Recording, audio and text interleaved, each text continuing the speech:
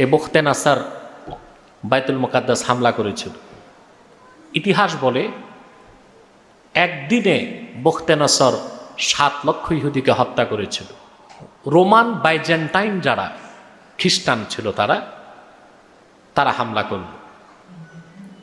সেই হামলাতেও আবার তাদেরকে তছনছ করে দেওয়া হলো। বাইতুল মুকাদ্দাসে তখন উপস্থিত ছিলেন আল্লাহর একজন নবী হযরত দানিয়াল।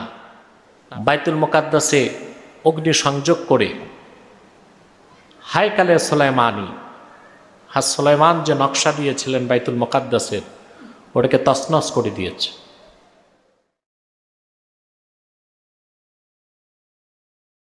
আউযু বিল্লাহি মিন শুরুরি আনফুসিনা ওয়া মিন সাইয়্যাতি আ'মালিনা মান ইয়াহদিহিল্লাহু ফালা মুদিল্লা লাহু ওয়া মান ইউদ্লিলহু ফালা হাদিয়া লাহু ওয়া নাশহাদু আন লা ইলাহা ইল্লাল্লাহ ওয়াহদাহু লা শারীকা লাহু ওয়া নাশহাদু আন্না মুহাম্মাদান আবদুহু ওয়া রাসূলুহু সাল্লাল্লাহু আলাইহি ওয়া আলা আলিহি ওয়া সাহবিহি ওয়া সাল্লাম। الذي أكمل الله به قصر النبوة أي ختم الله به النبوة وحكم أن لا نبي بعده وأعلن في القرآن بالبرهان أن محمدا صلى الله عليه وسلم خاتم النبيين والمرسلين قبل 1500 سنة. أما بعد، فأعوذ بالله من الشيطان الرجيم. بسم الله الرحمن الرحيم. وضربت عليهم الذلة والمسكنة وباءوا بغضب من الله ذلك بأنهم كانوا يكفرون بآيات الله ويقتلون النبيين بغير الحق ذلك بما عصوا وكانوا يعتدون. صدق الله العظيم وصدق رسوله النبي الحبيب الكريم ونحن على ذلك من الشاهدين والشاكرين والحمد لله رب العالمين. সম্মানিত মুসল্লিয়ানে কেরাম, গত সপ্তাহটি ছিল পৃথিবীতে টক অব দ্য ওয়ার্ল্ড, ছিল ফিলিস্তিন এবং ইসরায়েলের সংঘাত। আপনারা এটা ভালো করে জানেন। সেই দৃষ্টিকোণ থেকে ইহুদি জাতির উত্থান পতন, তার একটি অভিশপ্ত জাতি, গজবপ্রাপ্ত জাতি, এবং পৃথিবীতে আল্লাহর পক্ষ থেকে তাদের জন্য যে অসম্মান, দারিদ্রতা, লানাত এবং গজবকে নির্ধারণ করা হয়েছে, সে বিষয়ে আমরা অনেক কথা শুনেছি গত সপ্তাহে। আপনাদের কতটুকু মনে আছে? আপনাদের মেমোরি কার্ড আপনাদের কাছে, আমার কাছে না, ঠিক কিনা? কিন্তু আলহামদুলিল্লাহ, দ্বিতীয় পর্বের যে কথাগুলো আজকে বলার কথা ছিল, তার আগেই বিশ্বব্যাপী মানবতাবাদীগণ উল্লসিত যে হামাসের কাছে ইসরায়েল পরাজয়কে বরণ করে নিয়েছে। আলহামদুলিল্লাহ, এটা হামাসের একক বিজয় নয়, এটা মানবতার বিজয়। বিশ্বের স্বীকৃত সন্ত্রাসী অভিশপ্ত জাতীয় গোষ্ঠী ইহুদিদের উপর রাষ্ট্রশক্তিবিহীন, যাদের কোনো রাষ্ট্রীয় কাঠামো নেই, নেই আধুনিক কোনো যুদ্ধাস্ত্র,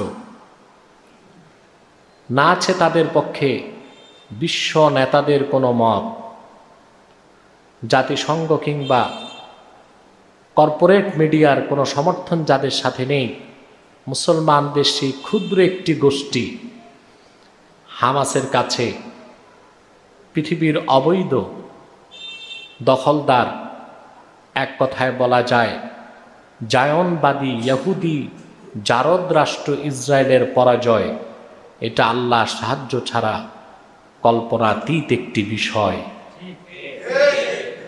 ঠিক না? কেন?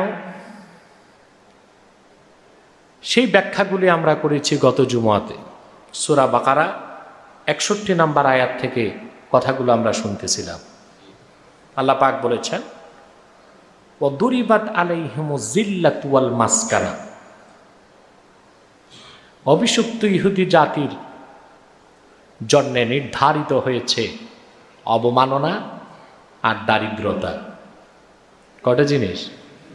জিল্লাত, অবমাননা, যুগে যুগে তারা অপমানিত হবে, আর দারিদ্রতার অভিশাপ থেকে জাতি কখনো মুক্ত হতে পারবে না। এই ঘোষণা কার? ওয়াবাউ বিগদাবিন মিনাল্লাহ, আর তাদের জন্য নির্ধারিত হয়েছে আল্লাহর পক্ষ থেকে গজব। কি গজব নির্ধারিত হয়েছে? কেন? যালিকা বিআন্নাহুম কানু ইয়াকফুরুনা বিআয়াতিল্লাহি ওয়া ইয়াকতুলুনান নাবিয়্যিনা বিগাইরিল হক। তার কারণ তারা আল্লাহর আয়াত মহাসত্যকে অস্বীকার করে। আমরা কিছু উদাহরণ দেখেছি গত জুমাতে। ওয়া ইয়াকতুলুনান নাবিয়্যিনা বিগাইরিল হক, আর অসংখ্য নবীকে তারা অন্যায়ভাবে হত্যা করেছে। আল্লাহর মহাসত্য আয়াতকে অস্বীকার করেছে, আর অসংখ্য নবীকে অন্যায়ভাবে হত্যা করেছে।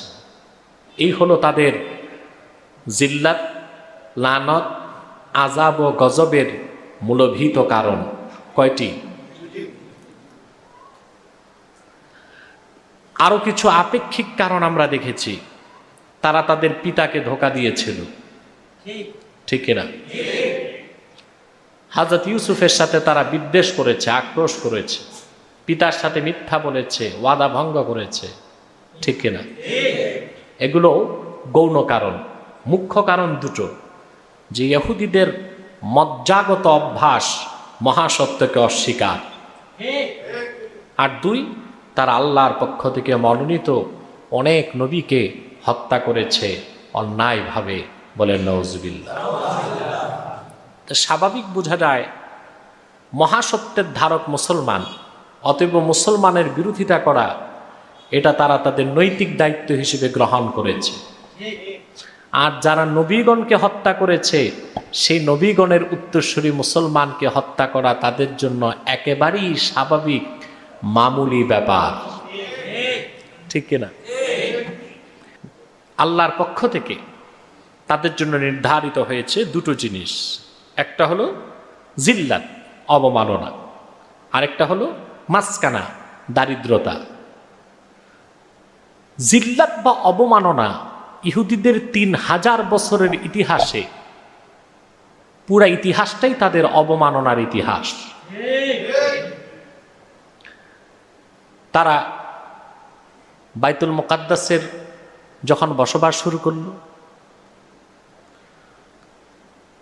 মিশর থেকে তাদের একটা বিরাট অংশ, হযরত মুসা আলাইহিস সালাম বাহার কাল জুম, এই সাগরটা পাড়ি দিয়ে ফেরাউনের অত্যাচার থেকে বাঁচার জন্য ফিলিস্তিন আসলেন। তখন থেকে বনী ইসরায়েলের এক বিরাট গোষ্ঠী বাইতুল মুকাদ্দাসকে কেন্দ্র করে বসবাস করতে লাগল। ইতিহাসে সবচেয়ে বর্বর হামলা হয়েছে তাদের উপর যীশু খ্রিস্টের জন্মের কয়েক শতাব্দী আগে। ইরাকের শাসক ছিল বখতে নাসার। এই বখতে নাসার বাইতুল মুকাদ্দাস হামলা করেছিল। ইতিহাস বলে একদিনে বখতে নাসার 7 লক্ষ ইহুদিকে হত্যা করেছিল। বাইতুল মুকাদ্দাসে অগ্নি সংযোগ করে হায়কালে সুলাইমানি, সুলাইমান যে নকশা দিয়েছিলেন বাইতুল মুকাদ্দাসের, ওটাকে তছনছ করে দিয়েছে। তাওরাত কিতাবের অরিজিনাল যে কপি ছিল, আগুনে জ্বালিয়ে দিয়েছে। বাইতুল মুকাদ্দাসে তখন উপস্থিত ছিলেন আল্লাহর একজন নবী হযরত দানিয়াল, নাম শুনেছেন? তিনি কোনোভাবে আত্মগোপন করে বখতে নসরের অত্যাচার থেকে বেঁচেছিলেন। হযরত দানিয়ালের মাজার হচ্ছে বর্তমান তুরস্কের তারতুস নগরীতে। কোথায়? তারতুস নগরীতে। সেটা আরেক ঘটনা, আজকে তো বলা যাবে না।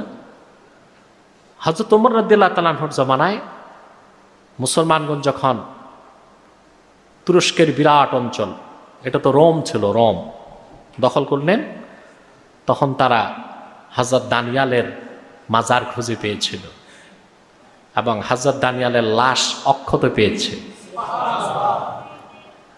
হযরত দানিয়ালকে চিনলেন কেমনে তারা? আঙ্গুলে যে আংটি ছিল, আংটিতে লেখা ছিল দানিয়াল। হযরত ওমর দূত পাঠালেন, সাহাবী দূত পাঠালেন হযরত ওমরের কাছে, যে আল্লাহর নবী দানিয়ালের লাশ আমরা পেয়েছি, কি করব? তিনি বললেন, সর্বোচ্চ সম্মান দিয়ে তোমরা ওনাকে, যেহেতু লাশ পেয়েছো, বের হয়ে গেছে, আরেকবার সালাতুল জানাজা পড়ে ওনাকে সুন্দর সম্মানে দাফন করো। হযরত দানিয়াল ছিলেন বাইতুল মুকাদ্দাস। ইহুদিদের উপর নেমে আসলো গজব। পরবর্তীতে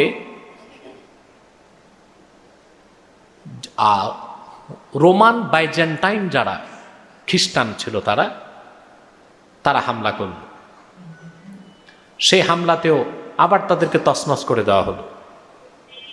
এভাবে যুগে যুগে তাদের উপর শুধু অবমাননা, জিল্লাত, লানাত, গজবই এসেছে। কথা বুঝতেছেন? কিন্তু বড় আশ্চর্যের বিষয়, মুসলমানদের কর্তৃত্বে যখন ছিল ফিলিস্তিন, বাইতুল মুকাদ্দাস, তখনই ইহুদিরা সর্বোচ্চ নিরাপত্তা পেয়েছে। হযরত ওমর রাদিয়াল্লাহু তাআলা আনহুর জামানায় বাইতুল মুকাদ্দাস, ফিলিস্তিন মুসলমানের হাতে আসলো। ইহুদিদের প্রবেশকে তিনি নিষেধ করেন নাই, তারা আসতো বাইতুল মুকাদ্দাসে, এসে তারা ইবাদত করত দূরে দাঁড়িয়ে, তারা তাদের মতো নামাজ পড়ত। বাইতুল মুকাদ্দাসে একটা দেয়াল আছে, ওখানে এসে ওরা প্রার্থনা করত, এখনো করে। পরবর্তী ইতিহাস অত্যন্ত করুণ। পরবর্তীতে ক্রুসেডাররা, সম্মিলিত ক্রুসেডার খ্রিস্টান শক্তি একত্রিত হয়ে বাইতুল মুকাদ্দাসকে দখল করে ফেলেছিল। হযরত নুরুদ্দিন জঙ্গি রহমতুল্লাহর অন্যতম সিপাহ সালার বীর গাজী সালাউদ্দিন আইয়ুবী রহমতুল্লাহ ক্রুসেডারদের সমস্ত শক্তিকে আরবের মরুভূমির ধুলার সাথে মিশায় দিলেন। আবার বাইতুল মুকাদ্দাস মুসলমানের হাতে আসলো। পরবর্তীতে ধারাবাহিকভাবে সেই ফিলিস্তিন ও বাইতুল মুকাদ্দাসের কর্তৃত্ব আসলো উসমানী খেলাফতের হাতে। অটোমান সাম্রাজ্য জানেন আপনারা, সুলেমান শাহ, তার নাতি ছিল ওসমান। কি নাম ছিল? আর ওসমানের পিতা ছিলেন বিশ্ববিখ্যাত বীর সিপাহ সালার ইরতুগুল গাজী। সুলেমান শাহ খেলাফতের জন্য মুসলমানদের একত্রিত করেছিল। ওসমান গাজীর মাধ্যমে এই খেলাফত প্রতিষ্ঠিত হয়। ওইটাকেই বলা হয় খেলাফতে ওসমানিয়া। ওটাকে ইংরেজিতে নাম দিয়েছে ইংরেজরা অটোমান। কি বলেছে? ওসমানী থেকে অটোমান, অটোমান সাম্রাজ্য। অত্যন্ত দক্ষতার সাথে উসমানী খলিফাগণ প্রায় 700 বছর খেলাফতের দায়িত্ব পালন করেছে, বিশ্বকে নেতৃত্ব দিয়েছে। 1897 সালে ইহুদিদের কোনো বাড়ি নেই, ঘর নাই, এখন তাদের একটা রাষ্ট্র দরকার। কি দরকার? আল্লাহ কোরআন কারীমে বলেছেন যে তাদের জন্য নির্ধারিত হয়েছে অবমাননা আর দারিদ্রতা। ওদেরকে আল্লাহ মিসকিন বলেছেন, দরিদ্র বলেছেন। এখন কোনো নাস্তিক বা সংশয়বাদী বলতে পারে যে টাকা পয়সা তো সবচেয়ে বেশি ইহুদিদের, তারা দরিদ্র হয় কেমন করে? আমি মনে করি যাদের রাষ্ট্র নাই তাদের চেয়ে গরিব বা দরিদ্র আর কেউ হতেই পারে না। ওদের তো রাষ্ট্র নাই, যেটা আছে এটা জবরদখল। এটা কি আপনার বাড়ির পাশে খালি জায়গায় এলাকার কোনো খারাপ সন্ত্রাসী এসে যদি ঘর উঠায়, কি উঠায়? বসবাস করে 50 বছর না 100 বছর, তারপরও কি সেটা তার বাড়ি না জবরদখল? আল্লাহর কথা চিরসত্য, মহাসত্য, ধ্রুব সত্য। এই পৃথিবীতে ইহুদিদের কোনো রাষ্ট্র নাই, যেটা আছে অবৈধ জারদ রাষ্ট্র। এটা জন্ম দিয়েছে আমেরিকা এবং ব্রিটেন, ঠিক কিনা? এটা মুসলমানের সম্পদ। কার সম্পদ?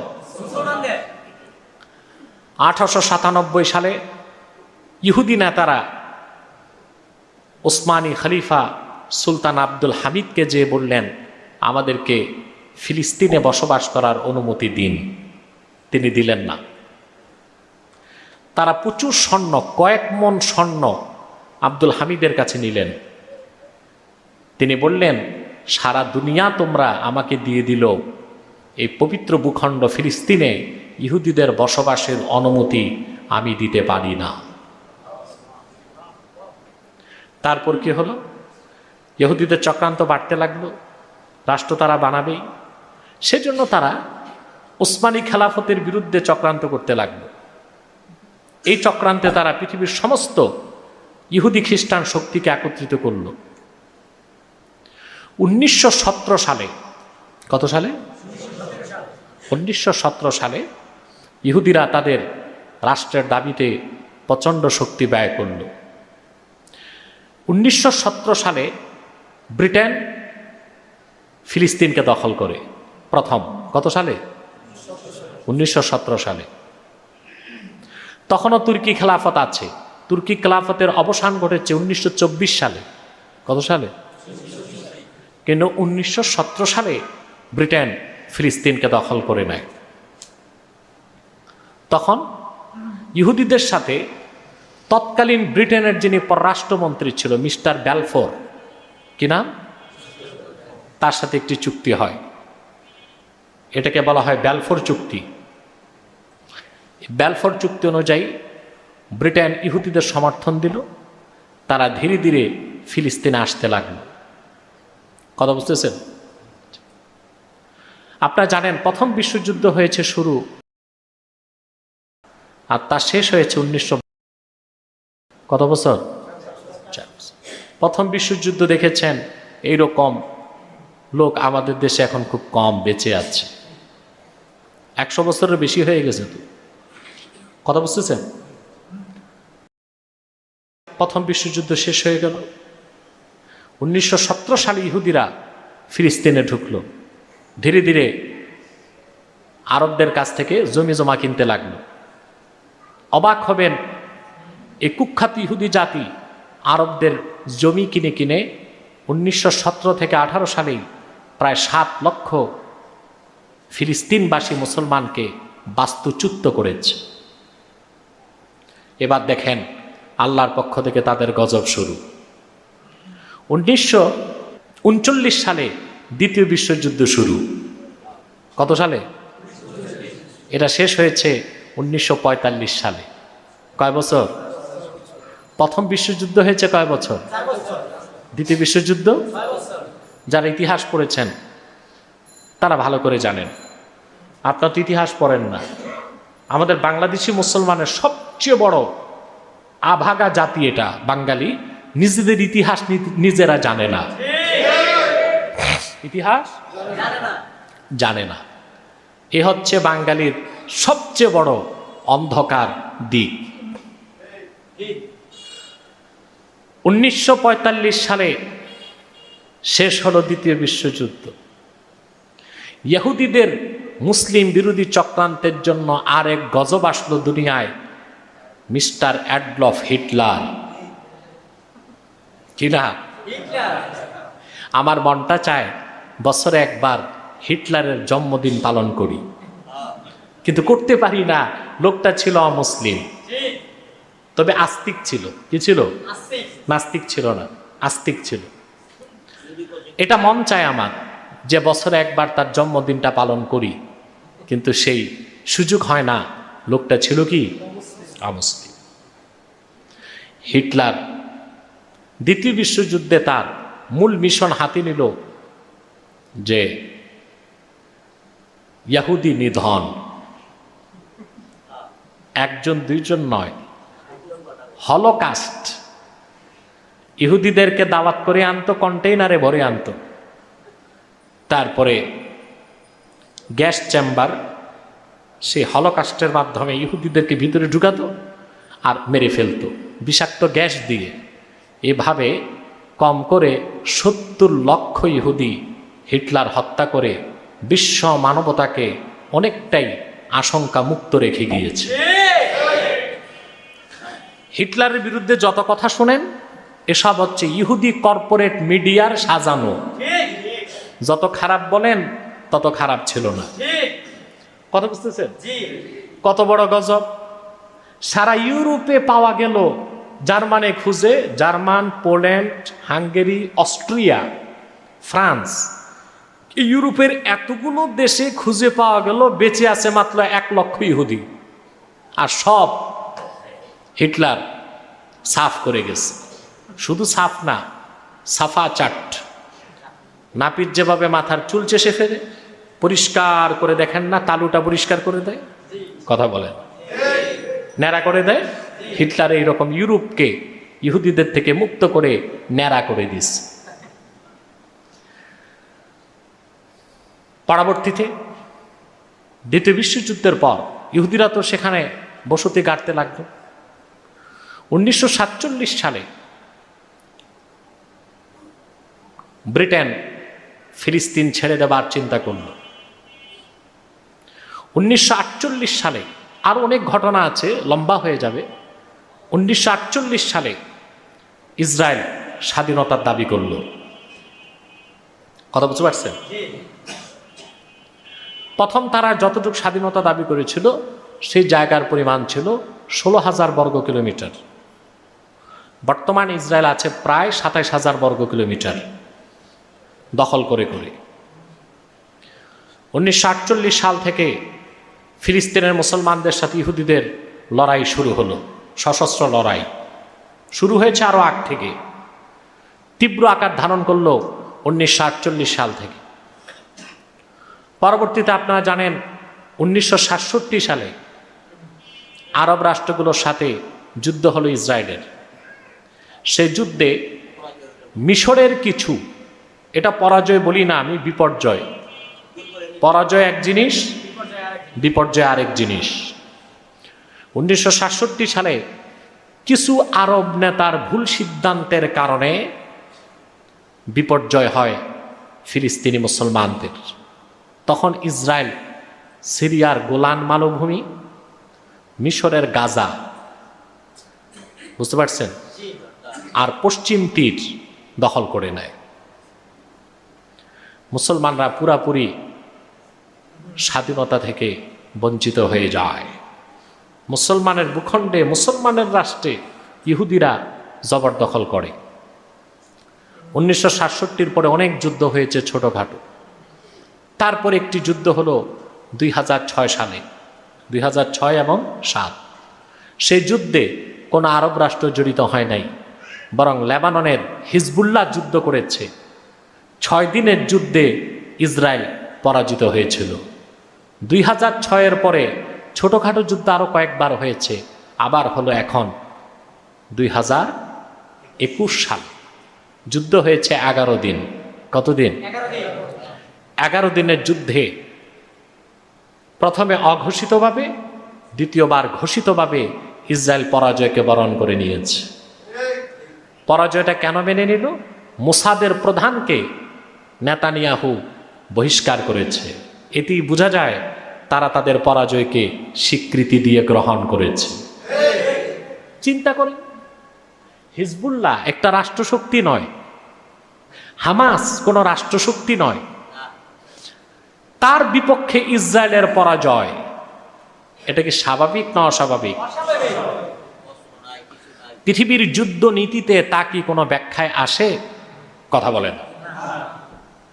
আপনি অবাক হবেন, 2016 এবং 17 সালে যুক্তরাষ্ট্রের পররাষ্ট্র মন্ত্রণালয়ের নীতিতে গৃহীত সিদ্ধান্ত অনুযায়ী 10 বছরে তারা ইসরায়েলকে সহযোগিতা করার আশ্বাস দিয়েছে 38 বিলিয়ন ইউএস ডলার। কত?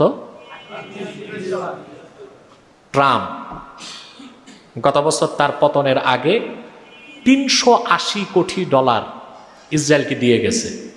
কত? US dollar. যুক্তরাষ্ট্র ইসরায়েলকে পৃথিবীর সর্বাধুনিক যুদ্ধ অস্ত্র দিয়েছে F-35। এই F-35 এর দাম জানেন? একটা F-35 এর দাম 10 কোটি ডলার, যা বাংলাদেশের হয় 800 কোটি টাকা। একটি ফাইটার কয়টি? এরকম একটি দুইটি নয়, 27টি F-35 বিমান বিনামূল্যে যুক্তরাষ্ট্র ইসরায়েলকে দিয়েছে। ইসরায়েলে যেন কোনো রকেট লঞ্চার, কোনো অস্ত্র ঢুকতে না পারে, সেজন্য আমেরিকা তাকে করে দিয়েছে আয়রন ডম। কথা বুঝতে পারছেন? যে কোনো ক্ষেপণাস্ত্র বা রকেট স্বয়ংক্রিয়ভাবে আয়রন ডম আকাশে ক্রাশ করে দেয়। কিন্তু ইহুদিদের হিসাব নিকাশ শেষ। 3000 রকেট নিক্ষেপ করেছে হামাস, অর্ধেকের বেশি আয়রন ডম ক্রাশ করতে পারে নাই। আর এক একটি আয়রন ডমে যে মিসাইল মারা হয়, তা তৈরি করতে ইসরায়েলের খরচ হয় 70 লক্ষ টাকা বাংলাদেশের। কত বাংলাদেশি?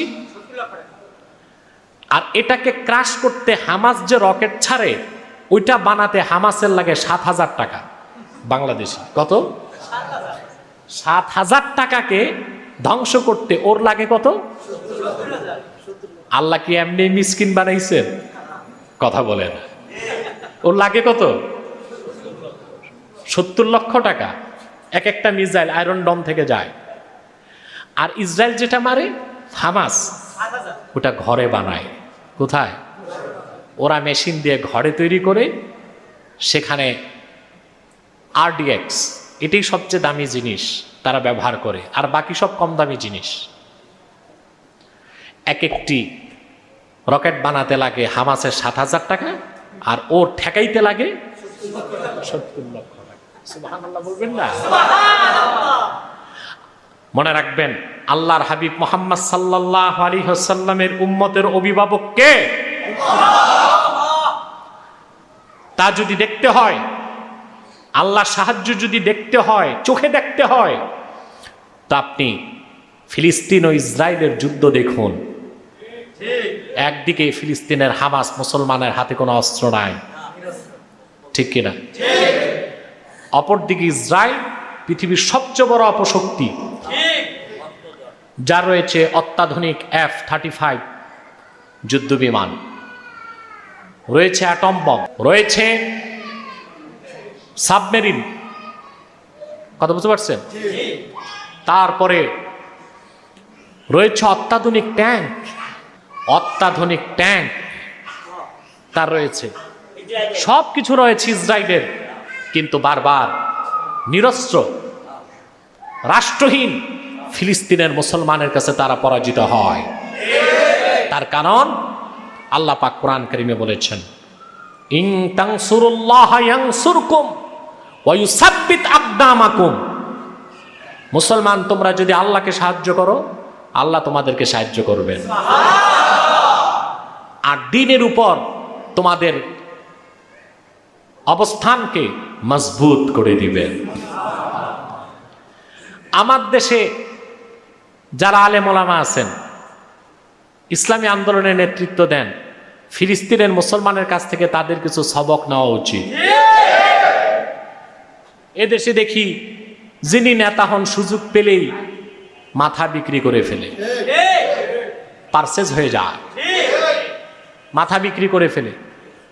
কেউ সিআইএর দালাল হয়, কেউ রয়ের দালাল হয়। কেউ মোসাদের দালাল হয়। দেখা যায় তারা ইচ্ছায় হোক অনিচ্ছায় হোক ইসলামের বিপক্ষে অবস্থান নেয়, রাষ্ট্রের বিপক্ষে অবস্থান নেয়। অথচ অপরদিকে ফিলিস্তিনে হামাসের মুসলমানদেরকে দেখুন, যুগের পর যুগ তারা বংশ পরম্পরায় ইহুদি জায়নবাদীদের বিষ দাঁতকে ভেঙ্গে। আল্লাহ পাক কোরআন কারিমে বলেছেন, ওমান ইয়াতাওয়াল্লাল্লাহা ওয়া রাসূলাহু ওয়াল্লাযীনা আমানু ফাইন্না হিজবাল্লাহি হুমুল গালিবুন। মুহাম্মদ সাল্লাল্লাহু আলাইহি সাল্লাম উম্মতকে বলে দিন, মুসলমানগণের মধ্যে যারা আল্লাহকে মালিক হিসেবে গ্রহণ করবে, মুহাম্মদ সাল্লাল্লাহু আলাইহি ওয়াসাল্লামকে অভিভাবক হিসেবে গ্রহণ করবে, অভিভাবক হিসেবে গ্রহণ করবে আল্লাহকে ও আল্লাহ রসুল নূর নবী মুহাম্মদ সাল্লাল্লাহু আলাইহি ওয়াসাল্লামকে, আর নেতা মানবে মুমিনকে। কাকে? মুমিনকে। আল্লাহ বলেন ফাইন্না হিজবাল্লাহি হুমুল গালিবুন, তারাই আল্লাহর দল। আর আল্লাহর দল শয়তানের দলের উপর বিজয় লাভ করবে, এটা আল্লাহর আইন। কার আইন? আপনারা তা দেখেছেন? কথা বলেন। সুস্পষ্টভাবে পৃথিবীর মানুষ দেখতে পেয়েছে যে ক্ষুদ্র মুসলমানদের কাছে একটি ছোট্ট গোষ্ঠী হামাস, তাদের কাছে ইসরায়েল পরাজিত হয়েছে। প্রিয় ভাই বন্ধুগণ, আল্লাহ পাক বলেছেন ওয়াদরিবাত আলাইহিমুজ জিল্লাতু ওয়াল মাসকানা, তাদের কপালে অঙ্কিত হয়েছে, তাদের তকদিরে নির্ধারিত হয়েছে ইহুদিদের অবমাননা এবং দারিদ্রতা। ওরা কিরকম দরিদ্র দেখেন, এক ওদের রাষ্ট্র নাই। মিসকিন কাকে বলে? কোরআন হাদিসের পরিভাষায় মিসকিন বলে তাকে যার ঘরে খাবার নাই। কি নাই? জীবন বাঁচাতে আরেকজনের কাছে হাত পাততে হয়, এর নাম কি? মিসকিন। ফকির কাকে বলে? যার 3 বেলার খানা আছে কিন্তু যাকাত ফরজ হয় নাই, তারা সবাই কি? ফকির। আপনার যারা যাকাত দেন নাই তারা কি? ফকির। আপনারা মনে করেন থালা বাটি নিয়ে ঘুরলেই ফকির হওয়া যায় না। ইসলামের পরিভাষায় যার ঘরে খাবার আছে, কাপড় আছে, যাকাত ফরজ, তাকে কি বলা হয়? ফকির। আর যার ঘর নাই, বাড়ি নাই, খাবার নাই, ভিক্ষা ছাড়া উপায় নাই, তার নাম কি? মিসকিন। তা আপনারা সবাই মিসকিন না হলেও ফকির আছেন অনেকে যারা যাকাত দেননি। আর যার খাবার নাই, ঘর নাই, কিচ্ছু নাই, অন্যের কাছে হাত পাতা ছাড়া পেট চলে না, তাকে কি বলা হয়? দেখেন তো আমার আল্লাহর কথা মহাসত্যের সর্বোচ্চ মানদণ্ডে কতটুকু উত্তীর্ণ। ইসরায়েল বেঁচে আছে আমেরিকার কাছে ভিক্ষা করে। ওর আয়রন ডোমের পয়সা আমেরিকা দেয়। প্রতি বছর 350 থেকে 400 কোটি US ডলার আমেরিকা তাকে ঋণ দেয়, ভিক্ষা দেয়, সাহায্য দেয়। যুক্তরাষ্ট্রের ভিক্ষায় ইসরায়েল বেঁচে আছে। এটাই মিসকিন, দরিদ্র, অবৈধ, জবরদখলকারী রাষ্ট্র। ঠিক কিনা? বলবেন বিল গেটসের কথা, ও তো ছোটকালে ভিক্ষাই করত। আমেরিকাতে স্ট্রিট বেগার ছিল, তার পিতা ছিল শিক্ষক, ঘর থেকে তাকে বের করে দিচ্ছে, আমেরিকায় ঘুরে ফিরে ভিক্ষা করত। ভিক্ষা করতে করতে এখন ধনী। তো দেখেন বাংলাদেশে অনেক ভিক্ষুক আছে, ঢাকাতে যারা আছে অভিজাত ভিক্ষুক, এই ভিক্ষুকদের লিডার যারা, তাদের কিন্তু বাড়ি গাড়ি আছে। জানেন আপনারা? বিভিন্ন টিভি চ্যানেল অনুসন্ধান করে বের করে ভিক্ষুক নেতা যিনি, তার বাড়ি আছে, গাড়ি আছে, ফ্ল্যাট আছে, তারপরও সে কি? মিসকিন। কারণ নিজের টাকায় না, কার টাকায়? ভিক্ষার টাকায়। কিসের টাকায়? এভাবে ইহুদিরা যে ধনসম্পদ সঞ্চয় করেছে তা সুদের মাধ্যমে, প্রতারণার মাধ্যমে, মানুষকে ঠকিয়ে। ঠিক কিনা? পৃথিবীতে তাদের কোনো রাষ্ট্র নাই, তাদের কোনো স্থায়িত্ব নাই। এই জন্য তাদের 3000 বছরের ইতিহাসে শুধু আযাব, শুধু গজব, শুধু লানত, শুধু লাঞ্ছনা, বঞ্চনা, গঞ্জনা ছাড়া আর কিছু জুটে নাই। আর এত সম্পদ থাকার পরও পৃথিবীতে তাদের কোনো রাষ্ট্র নাই। কি নাই? এটা যে মিসকিনের জাত, তাতে সন্দেহ আছে? বলেন। প্রিয় ভাই বন্ধুগণ, এই গজবপ্রাপ্ত জাতি তাদেরকে কোরআনে আল্লাহ বলেছেন মাগদুবি আলাইহিম, কি বলেছেন? গজবপ্রাপ্ত। আর দাল্লিন বলেছেন খ্রিস্টানদের। আপনারা সব সময় কিন্তু নামাজে পড়েন গায়রিল মাগদুবি আলাইহিম ওয়ালাদ-দাল্লিন। এর মানে আল্লাহ তুমি সহজ সরল পথে চালাও, যেই পথে চলেছে তোমার নেয়ামতপ্রাপ্ত বান্দাগণ সেই পথে চালিও না, যেই পথে চলেছে গজবপ্রাপ্ত ইহুদি আর অভিশপ্ত দাল্লিন খ্রিস্টান। ঠিক কিনা বলেন? প্রিয় ভাই বন্ধুগণ, যে কথা বলছিলাম, তাহলে ইহুদি জাতি গজবপ্রাপ্ত জাতি। এই পৃথিবীতে বাইতুল মুকাদ্দাসে তারা যে কাজগুলো করছে এটা তাদের পক্ষেই শোভা পায়, কারণ তাদের মধ্যে মানবিকতা বলতে কোনো কিছু নেই। এখন একটি প্রশ্ন আসে, এই গজবপ্রাপ্ত জাতির দ্বারা পৃথিবীর কোনো কল্যাণ হয় নাই কখনো? কল্যাণ? আপনি অবাক হবেন, প্রথম বিশ্বযুদ্ধের পিছনে ইন্ধন ছিল ইহুদিদের, দ্বিতীয় বিশ্বযুদ্ধের পিছনে ইন্ধন ছিল কাদের? মানবতার কল্যাণে তারা আজ পর্যন্ত কিছু করে নাই, যা করেছে মানবতা ধ্বংস করার জন্যে। দেখুন, দ্বিতীয় বিশ্বযুদ্ধে 1945 সালে দ্বিতীয় বিশ্বযুদ্ধের অবসান কিভাবে হলো? তা হয়েছে আমেরিকা জাপানে অ্যাটম বোম নিক্ষেপ করার পরে। ঠিক না? সবচেয়ে ভয়ঙ্কর মারণাস্ত্র অ্যাটম বম, এটা সূত্র আবিষ্কার করেছে আইনস্টাইন। কে করেছে? কথা বলেন। E=mc², আপেক্ষিক আণবিক ভর, এই সূত্রটা আইনস্টাইন আবিষ্কার করেছে। সে ছিল ইহুদি। তার সূত্রের উপর নির্ভর করেই পারমাণবিক চুল্লিতে আমেরিকা বোমা বানালো। প্রথম বানালো 2টা অ্যাটম বম, একটা ব্যাটম্যান আর একটা লিটল বয়। পরবর্তীতে 1945 সালে অক্টোবরের 6 তারিখ এই বোমা মারল তারা জাপানের হিরোশিমাতে। আর 3 দিন পর 9 অক্টোবর মারল নাগাসাকিতে। এই ব্যাটম্যান এবং লিটল বয় দুইটি বোমার আঘাতে জাপানে 2 দিনে প্রত্যক্ষ পরোক্ষভাবে 4 লক্ষ মানুষ মরেছে। বিশ্বের ইতিহাসে এরকম বর্বরতা আর কোন জাতির দ্বারা সংঘটিত। ডিনামাইট আবিষ্কার করেছে আলফ্রেড নোবেল, সে ছিল ইহুদি। কি ছিল? পৃথিবীতে এখন সবচেয়ে ভয়ঙ্কর অস্ত্র হচ্ছে কেমিক্যাল উইপেন, যেটা রাসায়নিক অস্ত্র, এটা আবিষ্কার করেছে ইহুদিরা। মানবতার পক্ষে তারা কোনো ভালো কাজ করে নাই। বর্তমানে ইহুদিদের একটি সংস্থা আছে ইলুমিনি, কি নাম? তারা খাদ্যের মাধ্যমে মানব জাতিকে ধ্বংস করতেছে। বাচ্চাদের যে দুধ বানাচ্ছে নেসলে কোম্পানি, এই নেসলে কোম্পানির প্রত্যেকটা কিড ফুড, শিশু খাদ্যের মধ্যে তারা স্লো পয়জন দিয়ে দিচ্ছে। এই বাচ্চাগুলো 10 বছর বয়সের আগেই হবে অটিজমে ভুগবে, হাবাগোবা হবে। দেখবেন এখন বাচ্চাগুলো হাবাগোবা হচ্ছে। কি হচ্ছে? হাবাগোবা হচ্ছে। আর গরিবের বাচ্চাগুলো চঞ্চল হচ্ছে, কারণ ওরা তো ওই নেসলে খায় না।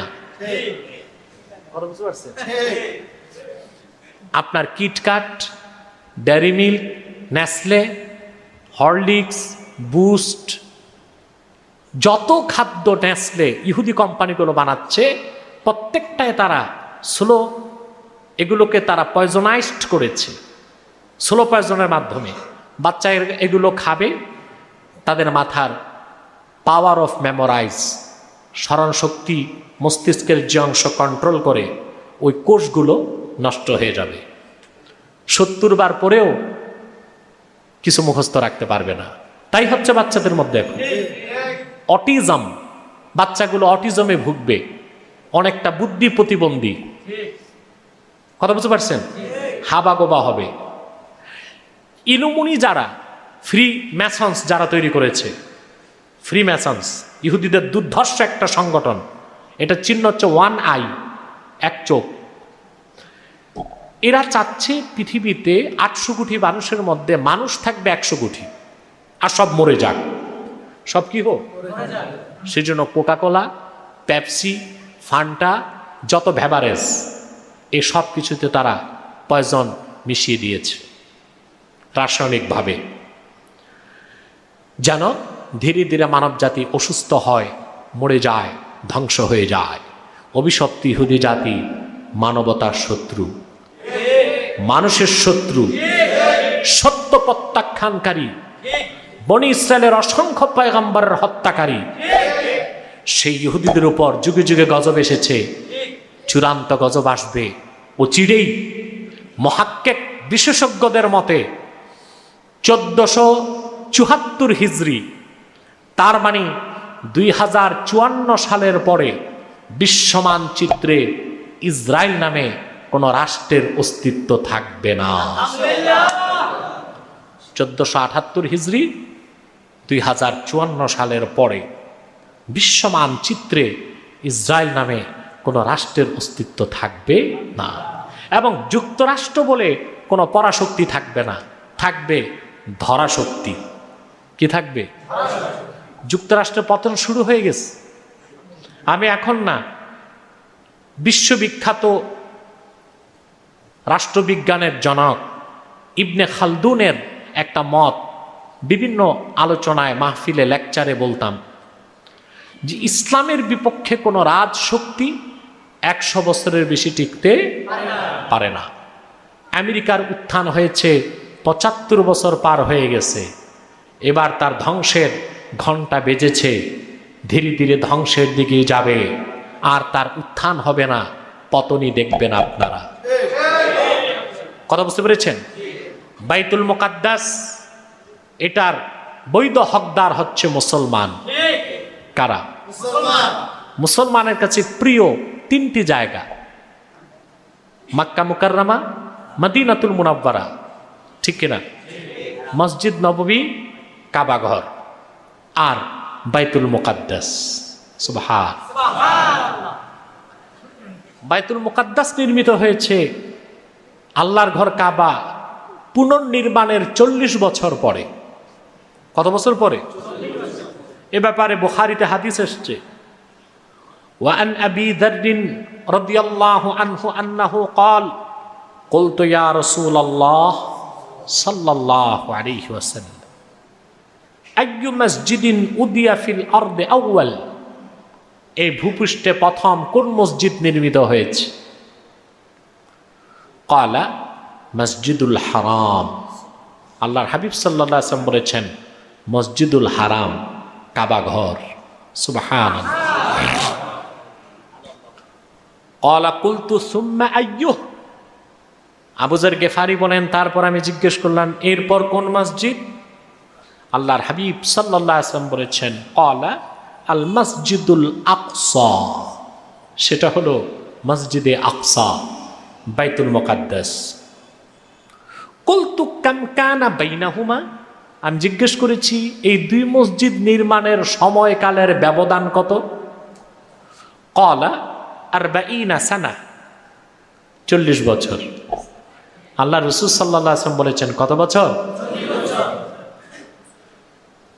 এরপর আল্লাহর হাবিব সাল্লাল্লাহু আলাইহি ওয়াসাল্লাম বলেছেন সুম্মা আইনামা আদরাকাতকাস সালাতু ফাসাল্লি, শ্রেষ্ঠত্বের দিক দিয়ে মসজিদুল হারাম, মসজিদ নববী, তারপর বাইতুল মুকাদ্দাস, কিন্তু যখনই তোমার নামাজ সময় হয়ে যাবে যেখানে, সেখানে তুমি নামাজ আদায় করবে। তার কারণ ইহুদি খ্রিস্টানদের ইবাদতের জায়গা নির্ধারিত। ইহুদিদের সিনাগগ, খ্রিস্টানদের গির্জা, হিন্দুদের মন্দির, বৌদ্ধদের প্যাগোডা, আর পুরা ভূপৃষ্ঠ মুসলমানের জন্য আল্লাহ মসজিদ বানায় দিয়েছে। রাসূল করিম সাল্লাল্লাহু আলাইহি ওয়াসাল্লাম ইরশাদ করেছেন ওয়াজুইলাত লিয়াল আরদু কুল্লুহা মাসজিদাও ওয়া তাহুরা, গোটা জমিনকে আল্লাহ পাক আমার উম্মতের জন্য মসজিদ বানায় দিয়েছেন, পবিত্রতা অর্জনের মাধ্যম করে দিয়েছেন। তাহুর আল্লাযী ইউতাহহারু বিহ, অর্থাৎ আপনি এমন জায়গায় গেছেন, সাহারা মরুভূমিতে গেছেন, অজুর পানি নাই, আপনি ওখানে বালুতে তায়াম্মুম করে নামাজ পড়তে পারবেন। ঠিক কিনা? আপনি চলে গেছেন মরু অঞ্চলে, ওখানে বরফ আছে, বরফ একটু গালায়া পানি বানায়া অজু করে নামাজ পড়তে পারবেন। সুবহান সুবহান, ঠিক কিনা? এই মুফাসসিরগণের মতগুলোকে আমি একত্রিত করেছি। কোন মুফাসসির বলেছেন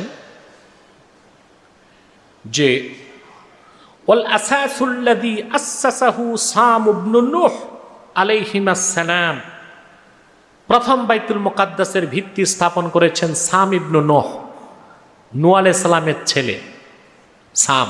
কি নাম? ওনার কবরটাও বাইতুল মুকাদ্দাসের পাশেই। কথা বুঝতে পারছেন? কাবা ঘরের প্রথম নির্মাণ করেছেন ফেরেশতারা। কারা? আদম আলাইহিস সালাম তত্ত্বাবধান করেছেন।